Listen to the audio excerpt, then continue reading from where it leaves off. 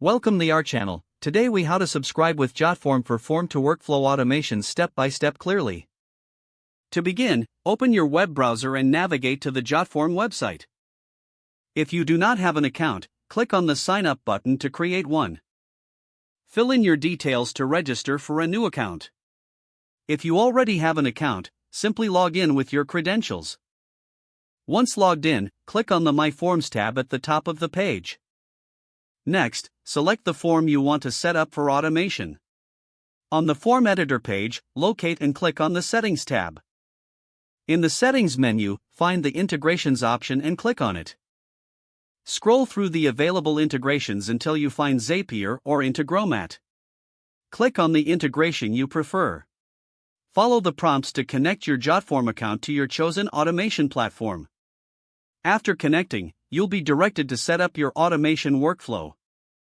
Choose the trigger that will initiate the workflow based on form submissions. Next, define the actions you want to be executed automatically. Complete any necessary field mappings between Jotform and your automation platform. Review the configuration to ensure everything is accurate. Once you are satisfied, save your automation settings. Return to the My Forms tab to begin creating additional forms if needed. Repeat the integration steps for any other forms you want to automate. After setting up all desired automations, test them to ensure they are functioning correctly. Monitor the performance of your workflows to make any adjustments as necessary. If the page does not load, refresh the browser or try again in a private or incognito window. Make sure you are using the correct email address, then retype it carefully to avoid small typos.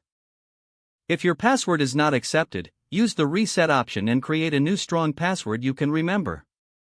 Check your spam folder for verification or security emails, then complete any requested confirmation steps.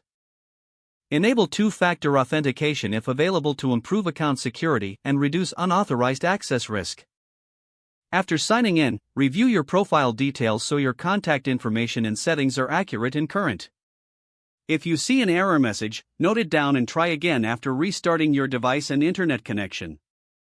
Log out when you finish, especially on shared devices, to keep your account and payment information secure. Don't forget to like this video and subscribe to our channel for more step-by-step tech guides.